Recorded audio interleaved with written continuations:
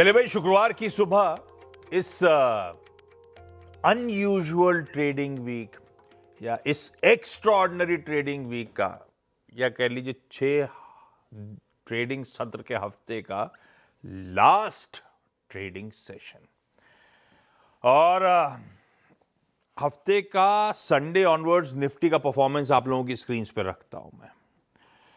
कल 3 दिनों की बैक टू बैक तेजी के बाद कह लीजिए ये कुछ गड़बड़ है। थर्सडे तो गिरे थे ना कल, तो बेसिकली आप बाहर नीचे कर लीजिए अपने हिसाब से। तो 3 दिनों की बैक टू बैक तेजी के बाद कल हमने देखा था उस तेजी पे ब्रेक लगता हुआ, पर शायद एक स्क्रीन्स को देख के आप कह सकते हो एक हेल्दी कूल डाउन। ट्यूसडे को वो शार्प 1200 पॉइंट के गैप के बाद से वो रैली ऐसा बिखरी नहीं है। लार्जली उसके बाद सीमित दायरे में कामकाज, लार्जली उसके बाद कंसोलिडेशन के मूड में भारतीय बाजार आपको नजर आएंगे। और खैर एक्शन अभी भी कंटिन्यू होना है, इवेंट्स के लिहाज से, डेटा पॉइंट्स के लिहाज से, क्यूज के लिहाज से। भाई मेरे लिए तो सबसे इंपॉर्टेंट था, वो ऐसी पढ़ रहा था जब मैं कल, तो पता चला ट्रम्प साहब 5:30 बजे व्हाइट हाउस में कुछ अनाउंस करने वाले। हालांकि मुझे तो पता चल गया और वहां से मैंने पूछ लिया है, लेकिन आप लोग के लिए एक्साइटमेंट रख देता हूं। पर उससे ज्यादा इंपॉर्टेंट, अब वो कुछ आया नहीं है, हेडलाइन में मेंशन नहीं, तो आप समझ ही गए हैं। मैं वेट कर रहा हूं कि हमारी वो जो इंडिया यूएस ट्रेड डील है, मैं क्या पूरा बाजार वेट कर रहा है कि उससे कॉन्टोर्स हैं क्या भाई, क्या हमने दिया, क्या हमें मिला, वो अब तक अवेटेड है। एग्जीक्यूटिव ऑर्डर्स अब तक साइन हुए नहीं है, सबसे इंपॉर्टेंट तो उसी का इंतजार है।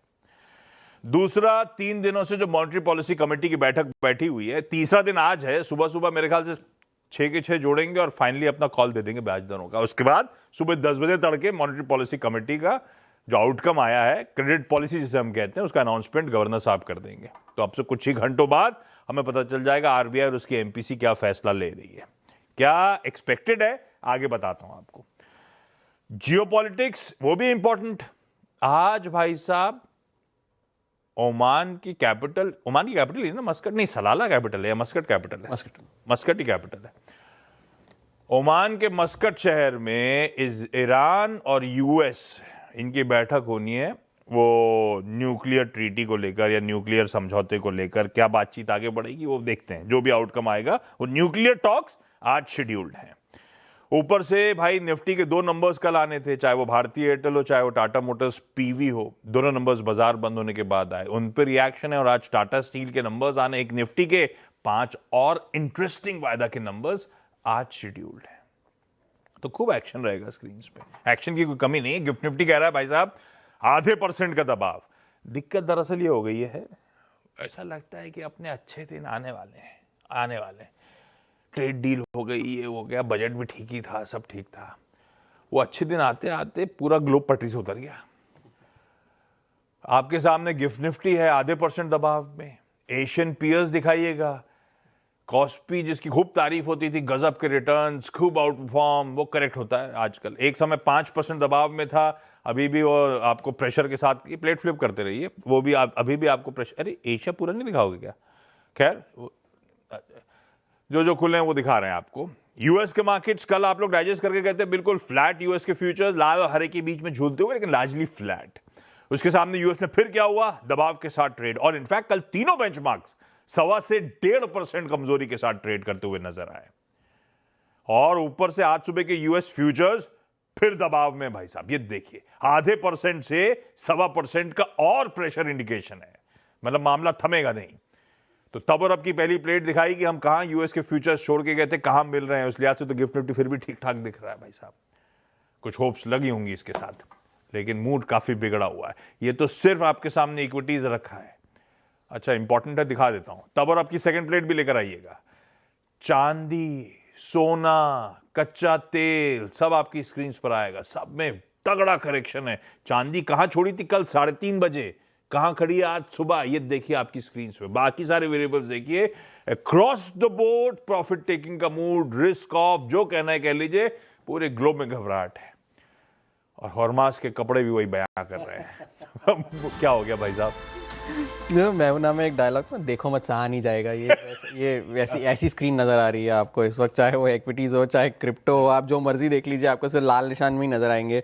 पहले तो हम 2 दिन से कह रहे थे कि भाई डाउ तो फिर भी ठीक है, टेक शेयर है, लेकिन कल तो डाउ भी बेचारा बह गया इन सभी चीज़ों में। 600 अंकों की गिरावट कल देखने मिली। और S&P 500 एक वक्त पर तो 100 DMA के नीचे जाकर कामकाज कर रहा था, फिर थोड़ा सा ऊपर जाकर बंद हुआ है। और नैस्डैक की 3 दिनों की जो बिकवाली है वो अप्रैल के बाद की सबसे बड़ी बिकवाली इन 3 दिनों के स्ट्रेच में हमने देखी है। और सारे जितने भी आप टेक शेयर उठाकर देख लीजिए, सभी में कल गिरावट देखने मिली थी। मूड और बिगड़ा इसलिए क्योंकि अमेजॉन के नतीजे आए। एक तो पहले नतीजे खराब थे, ऊपर से फिर उन्होंने $200 बिलियन के केपेक्स की घोषणा कर डाली कि भाई हम इस साल $200 बिलियन का केपेक्स करेंगे। वो इसलिए क्योंकि हमारे डेटा सेंटर्स और सर्विसेज AWS की मांग इतनी है कि हम उसे सर्विस नहीं कर पा रहे हैं, तो हम उसे और अग्रेसिव इन्वेस्टमेंट करेंगे। और जितना अग्रेसिव इन्वेस्टमेंट की उन्होंने बात करी, उतनी ही अग्रेसिवली फिर स्टॉक जाकर गिरा भी आफ्टर आवर्स में। एक तो रेगुलर ट्रेडिंग में पहले ही 4.5% नीचे था, फिर एक्सटेंडेड ट्रेडिंग में और 10% गिर गया। तो उस वजह से मूड और बिगड़े हैं। मूड बिगाड़ने का एक फैक्टर और था कि मैक्रो डेटा कल निकल कर आया, वो भी बहुत कमज़ोर था। पहले तो जॉब ओपनिंग्स जो थी वो दिसंबर के महीने की 2020 के सबसे निचले स्तरों पर थी। और उसके बाद लेऑफ्स का जो आंकड़ा आया वो बड़ा आंकड़ा था, क्योंकि लेऑफ्स जो है जनवरी के महीने में, किसी भी जनवरी में 2009 के बाद का सबसे ज़्यादा, सबसे बड़ा आंकड़ा निकल कर आया। लगभग 1,18,000 नौकरियों की छटनी की गई जनवरी के महीने में। और वो पिछले साल के जनवरी से अगर हम कंपेयर करें तो 118% ऊपर थी। और साथ ही साथ कॉन्ट्रैक्ट्स में कमी, आर्थिक हालात और रीस्ट्रक्चरिंग, इन तीनों का हवाला दिया गया इन छटनियों के लिए। और अमेजॉन, UPS और डाउ, ये 3 कंपनियां थी जिन्होंने इस छटनी के फिगर में सबसे ज़्यादा अपना योगदान दिया है। अगर आप बाकी की बातें करें, चांदी एक वक्त पर तो $64 तक गिर गई थी इंट्राडे में। और अगर $64 देखें तो फिर 122 का जो रिकॉर्ड हाई था उससे अब लगभग 50% गिर चुकी थी। हालांकि अब थोड़ी सी रिकवरी आई है उन निचले स्तरों से चांदी में। 22 दिसंबर के बाद पहली बार $70 के नीचे कामकाज चल रहा है। सोना अब भी स्थिर है, उतना नहीं गिरा है जितनी चांदी गिरी है, लेकिन सोने के भाव भी जो $5600 के रिकॉर्ड हाइस थे उससे भी लगभग 900 या $1000 वहाँ से भी गिर चुके हैं। लेकिन उससे ज़्यादा बड़ा करेक्शन तो बिटकॉइन में आया है। बिटकॉइन जो है अब $60,000 तक पहुँच चुका है। नवंबर 2024 के बाद के सबसे निचले स्तर है, यानी कि डोनाल्ड ट्रंप जब चुनाव जीते थे उसके बाद जितने गेन्स बिटकॉइन के आए थे वो सारे के सारे खत्म हो चुके हैं। और अपने रिकॉर्ड हाइस से जो पिछले महीने अक्टूबर में बने थे वो अब आधे हो चुके हैं लगभग। तो क्रिप्टो मार्केट की जो वैल्यू लगभग $4.5 ट्रिलियन की थी अपने पीक पे, वो अब गिरकर सिर्फ $2 ट्रिलियन की रह गई है। और बाकी की अगर हम बातें करें तो बैंक ऑफ इंग्लैंड और यूरोप ECB दोनों ने अपने ब्याज दरों में कोई छेड़छाड़ नहीं की, ना ही आगे के कोई गाइडेंस दिए। लेकिन बैंक ऑफ इंग्लैंड ने यह कहा कि उनके महंगाई का जो लक्ष्य है 2% का, वो सूनर देन एक्सपेक्टेड वो पहुंच जाएंगे, जितना अनुमान था उससे पहले पहुंच जाएंगे। आज सबकी नजरें ओमान में होंगी, जहां US और ईरान के बीच में परमाणु समझौते को लेकर बातचीत होने वाली है, तो उस वजह से दुनिया की नजरें वहां होंगी। आज जॉब्स रिपोर्ट तो रिलीज नहीं होगी, वो अगले हफ्ते रिलीज होगी। तो इस वजह से सारे टेक शेयर से सारा स्क्रीन जो है आज क्यों नहीं रिलीज, क्योंकि आज क्यों नहीं रिलीज होगी जॉब? पार्शियल शटडाउन हुआ था ना पिछले हफ्ते, तो अब अगले बुधवार को रिलीज होगी। और वो आज सुबह 5:30 बजे ट्रंप साहब ने कुछ नहीं करा, ट्रंप RX नाम से वेबसाइट लॉन्च करी है। तो मैं फालतू उत्साह में था। खैर, ये ग्लोब के सारे समीकरण क्विकली बता देता हूं आपसे। कुछ ही देर बाद पॉलिसी जो आने वाली है उसके समीकरण कैसे बैठते हैं। भाई, एक तो बजट अभी अभी निकला और बजट के मैथ को लेकर तो सबको कंफर्ट है। एक ही चीज तो थोड़ी सी डिस्कंफर्ट वाली थी कि अब तक की रिकॉर्ड मार्केट बोरोइंग्स जो करने वाली है केंद्र सरकार, हालांकि ये MPC के तीनों मेंबर उसको लेकर कंसर्न नहीं थे। और दूसरी तरफ एक बात ध्यान रखिएगा, ये पॉलिसी निकलेगी 12 तारीख को, नई इन्फ्लेशन सीरीज लॉन्च हो रही होगी।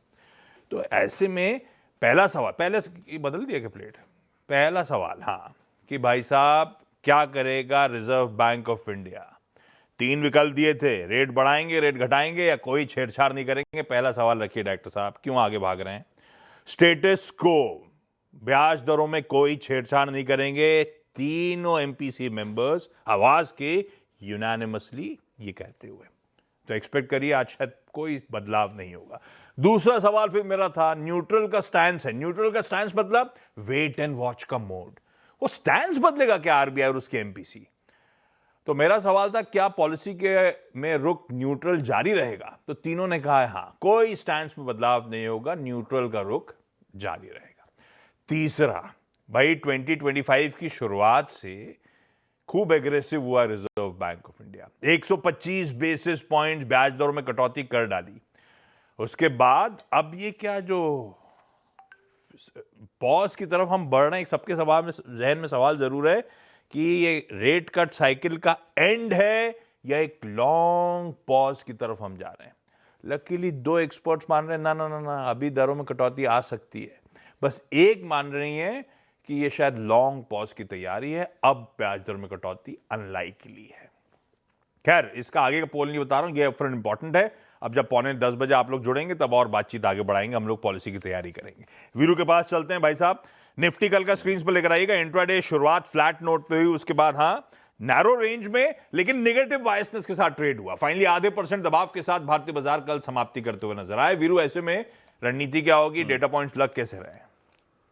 गुड मॉर्निंग आशीष। देखिए आशीष, उस ट्यूसडे के बड़े गैप अप के बाद हमारे पीछे कुछ निशान थे, दैट वाज 50 एंड 100 डेमा, कि हमारे लिए एक छोर डिफाइन था कि जनाब आपने जो उस दिन एक उलटफेर देखा, बड़ा आप नई ट्रेजेक्ट्री में आ गए, स्ट्रॉन्ग ट्रेजेक्ट्री में आ गए, आप सारे एवरेजेस के ऊपर आ गए।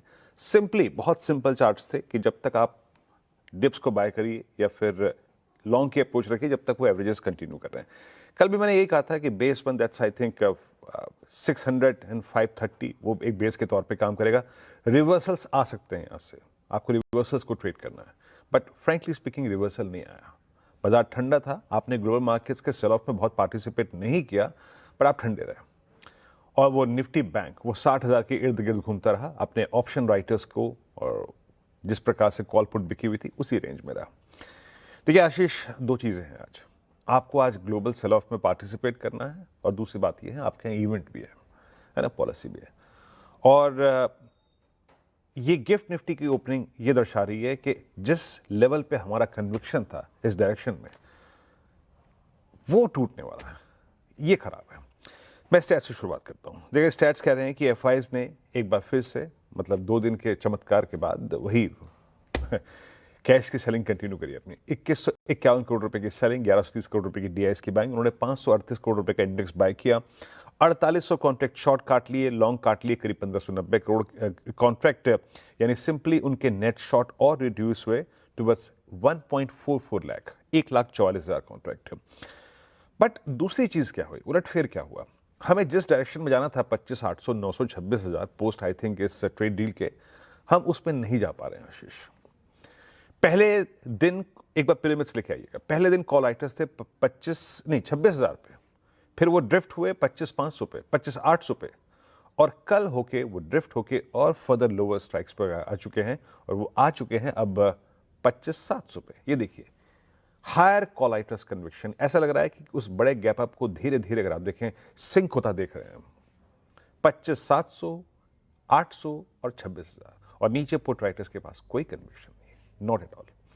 लेवल्स लिखा ये देखिए, मैं फिर कह रहा हूं, मैं इंडेक्स को लेकर अभी बहुत कंफर्टेबल नहीं हूं कि कैसे ट्रेड किया जाए कैसे नहीं। आप एक स्ट्रॉन्ग ट्रेजेक्ट्री में थे, अब आप उससे कोलैप्स करेंगे। ग्लोबल सेल ऑफ है, आपका एक इवेंट है, लॉट्स ऑफ क्रॉस कॉम्बिनेशंस लिखे आइए बेस वन स्क्रीन पे। एक बात सिंपली कहता हूं, अगर आप कंफर्टेबल हैं ट्रेड करने में इंडेक्स को तो करिए, जरूर करिए, but base one is our confidence. ये हमारा कॉन्फिडेंस था, ये था 50 डेमा, ये था 100 डेमा, ये था 10 डेमा, ये था 20 डेमा था। कलेक्टिवली इस प्राइस के बीच में मल्टीपल एवरेजेस फ्लोट कर रहे थे with the lack of put writers conviction. Averages placed है लेकिन पुट राइटर्स के पास कन्विक्शन नहीं है।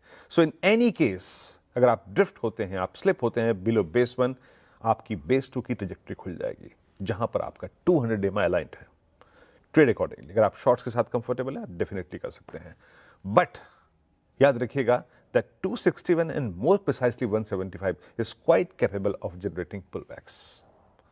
इस चीज को ध्यान में रखिएगा। बाकी अगर हम गैप डाउन के बाद बेस वन को रीगेन कर लें, याद रखिएगा, और फ्लोट करना शुरू कर दें 25,600 के ऊपर, तो एक रिवर्सल ट्रेड भी बनेगा under the impression of policy 25,600 के ऊपर, याद रखिएगा। और हम इन सर्कमस्टेंसेस में, उन सर्कमस्टेंसेस में एक बार फिर से शायद स्ट्राइक करें RS1 का जोन किसी भी सर्कमस्टेंसेस में, कंसीडरिंग द फैक्ट कि वहां पे बड़े कॉल राइटर्स प्लेस्ड हैं। अपने ट्रेड्स को अवश्य निपटाइएगा। But index is difficult Ashish as of now, no doubt about that, with multiple cross combinations. Nifty bank लेके आइए, मैं जो 2 दिन से बात कर रहा हूं कि इंडेक्स अभी कहीं जाने की सूरत हाल में है नहीं, कहीं नहीं जाएगा। ये 60,000 की कॉल पुट दोनों बिकी हुई हैं, राइटर्स इसको इसी जोन में रखेंगे। कल PSUs अच्छा कर रहे थे, बट एक सिरे से एक्सिस बैंक, HDFC बैंक और ICICI बैंक कोलैप्स हो रहा था, तो वो आपके स्ट्रेंथ को न्यूट्रलाइज कर रहे थे। लेके आइए पिरामिड्स। अभी भी फॉर दिस इवेंट पॉलिसी के दिन 60,000 की कॉल और पुट बड़ी तहजीब से बिकी हुई है। ये देखिए सारा कंसंट्रेशन यहीं पे है। इट सेम्स के इंडेक्स यहाँ से बहुत दूर जाने के मूड में नहीं है। लेके आइए, बट स्टिल याद रखिएगा आज एक इवेंट है जो कि एक बड़े गैप डाउन या फिर मतलब एक डाउन से स्पॉन्सर कर सकता है या फिर स्ट्रेंथ पिला सकता है। किसी भी सर्कमस्टेंसेस में आइडिया वेदर इट्स इवेंट और नॉन इवेंट, हम कंट्रोल डिप को ही बाय करेंगे and that control dip is defined as a dip towards basement which is at 10 and 20। किसी भी सूरत हाल में टूटे इसका मतलब समझिएगा कि बैंक निफ्टी अब अनकंट्रोल्ड है और एक dip towards base two that is 50 day में और मैक्सिमम पुट राइटर्स जोन वहां तक ड्रिफ्ट कर सकता है।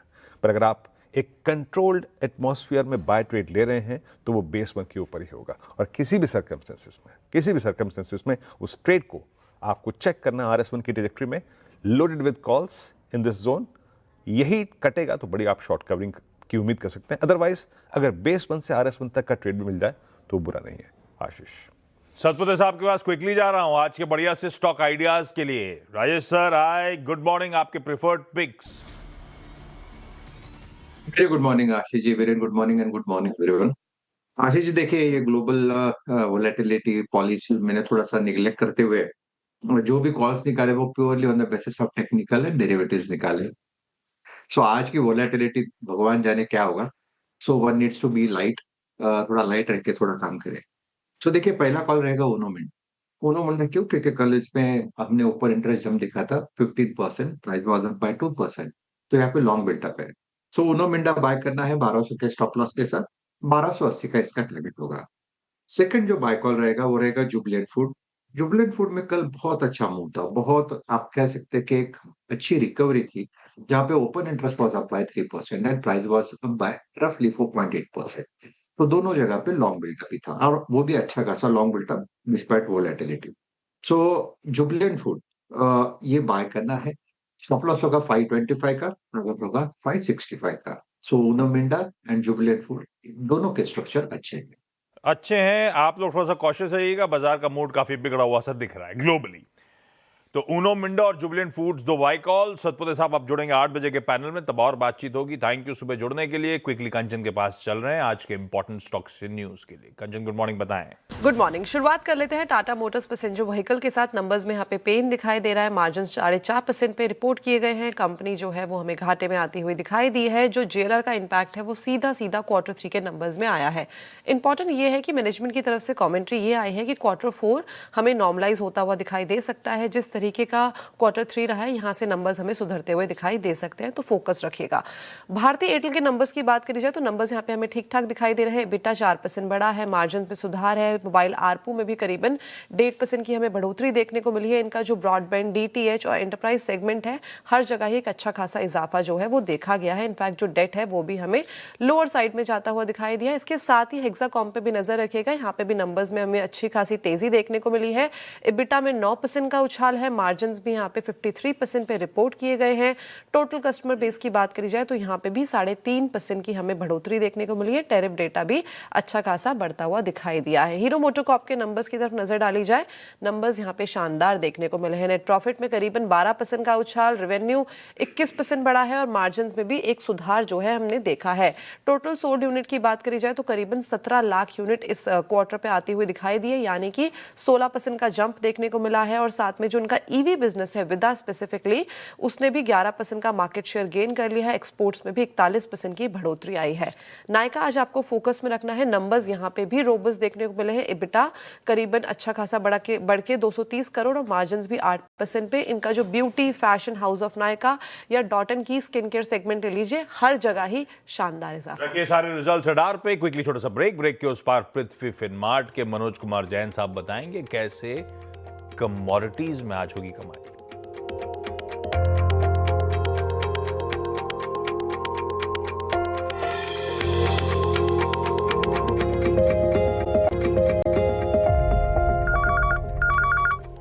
तो और आपकी सेकंड प्लेट दिखा देता हूं स्क्रीन से, बता तो पहले ही चुका हूं। मनोज सर, बहुत प्रॉब्लम में दुनिया, चाहे इक्विटीज हो कमोडिटीज हो, कैसे होगी कमाई इस कमोडिटी यूनिवर्स में आज? नमस्कार आशीष जी, बिल्कुल यहाँ पे हम ग्लोबली सेल ऑफ देख रहे हैं, न सिर्फ इक्विटी में बल्कि हमने क्रिप्टो में भी बड़ी गिरावट आते हुए देखी है। यहाँ पे प्रेशियस मेटल्स में भी जो लगातार बढ़त बनी हुई थी, वहाँ पे भी एक सेल ऑफ जो है पिछले वीक से लगातार देखने को मिल रहा है और वहां पे जो सेल ऑफ है वो इंटेंस होते हुए दिख रहा है। तो प्रेशियस मेटल्स में फिलहाल यहाँ पे दूरी बना कर रखने की सलाह रहेगी, मार्केट को एक बार स्टेबल होने दें। हालांकि गोल्ड का जो ट्रेंड है वो अभी भी स्ट्रांगली पॉजिटिव बना हुआ है, लेकिन ग्लोबल सेल ऑफ का असर उसके ऊपर देखने को मिल रहा है। तो फिलहाल यहाँ पे मार्केट के स्टेबिलिटी का वेट करना चाहिए, लेकिन हमारा मानना है कि यहाँ पे कच्चे तेल में एक अच्छा स्टीप करेक्शन ऊपरी लेवल से होता हुआ नजर आया है और अब कीमतें अपने सपोर्ट लेवल के आसपास आती हुई नजर आ रही है। तो आज के सत्र में कच्चे तेल में यहाँ पे खरीदारी की सलाह रहेगी। लेवल्स रहेंगे 5,600 के, जहाँ पे बाय करना है फरवरी वायदा 5,530 के स्टॉप लॉस से, और टारगेट यहाँ पे 5,740 के रहेंगे। वहीं जो प्रेशियस मेटल्स में सेल ऑफ देखने को मिल रहा है उसका असर इंडस्ट्रियल मेटल्स पर भी पड़ता हुआ दिख रहा है। तो आज इंट्राडे में यहाँ पे जिंक में बिकवाली करके चल सकते हैं 320 के स्तर पर फरवरी कॉन्ट्रैक्ट में। स्टॉप लॉस जो लगाना है 323 का लगाना है और लक्ष्य वहां पे 315 के रहेंगे। ये दो बढ़िया से ट्रेडिंग आइडियाज मनोज सर की तरफ से। Manoj sir, thank you so much जुड़ने के लिए। जिंक में बिकवाली और कच्चे तेल में आप आज फोकस कर सकते हैं। मैं क्विकली इवेंट्स कैलेंडर बता देता हूं, उसके बाद शो समाप्त करेंगे। फ्राइडे का दिन है भाई, आरबीआई के एमपीसी 10 बजे वो क्रेडिट पॉलिसी का अनाउंसमेंट या मॉनेटरी पॉलिसी का अनाउंसमेंट, और 12 बजे गवर्नर साहब की प्रेस कॉन्फ्रेंस। ईरान और यूएस के न्यूक्लियर टॉक्स आज हैं ओमान के मस्कट में। टाटा स्टील निफ्टी का नंबर, वायदा के जो 5 हैं, बॉश, श्री सीमेंट, कल्याण ज्वेलर्स, क्रॉम्पटन ग्रीव्स कंज्यूमर और सीमेंस। सीमेंस अपना 5th क्वार्टर दे रहा होगा रिजल्ट का, उससे मतलब नहीं, दिसंबर तिमाही के नतीजे का ही है। कैश की लंबी लिस्ट और इंटरेस्टिंग लिस्ट है। अच्छा, जब नंबर्स की बात करो तो एक बात ध्यान रखिएगा, सैटरडे को यानी कि कल एसबीआई के नंबर्स आने हैं। जैसे बाकियों का इंतजार होगा वैसे ही एसबीआई के नंबर्स का इंतजार होगा मंडे से पहले। एक्स डिविडेंड काफी सारे वायदा के और निफ्टी के एंटिटीज हैं, इसीलिए रख रहा हूं सब स्क्रीन पे, आपके लिए इंपॉर्टेंट है। सबके सब देख लीजिए, हटको, Manappuram, NALCO, Nestle, NTPC, REC सब एडजस्ट होने जा रहे हैं आज। एनएससी की आईपीओ बोर्ड मीट आज है। वो स्पेशलाइज्ड आईपीओ कमिटी जो कि सेंट्रल अथॉरिटी होगी लिस्टिंग के लिए, वो आज शायद गठन हो रहा हो वगैरह, देखते हैं क्या आउटकम आता है। पीएम मोदी आज 9th एडिशन परीक्षा पे चर्चा का करने वाले हैं सुबह 10 बजे, और ओटीटी में दो ऐसा कोई, एक तो थिएटर में कुछ नहीं आ रहा, जो आ रहा है ओटीटी पे एक राजा साहब इंटरेस्टिंग दिख रही थी मुझे जियो हॉटस्टार में, प्रभास और संजय दत्त की, लेकिन तेलुगु लैंग्वेज कॉमेडी है। अगर हिंदी में डब्ड आई तब तो मेरे लिए फायदे की बात है, अदरवाइज थोड़ा मुश्किल हो जाता है। किस किस को प्यार करूं 2 कपिल शर्मा साहब की आ रही भाई, रोमांटिक कॉमेडी, दोनों जियो हॉटस्टार में रिलीज हो रही होंगी। खैर, गिफ्ट निफ्टी आधे % दबाव के साथ शुरुआत करेगा, इस तरह के इंडिकेशंस देता हुआ भारतीय बाजारों के लिए। शो को समेट रहा हूं, मॉर्निंग कॉल में आज के लिए इतना ही। ब्रेक के उस पर आज के टॉप 20। नमस्कार।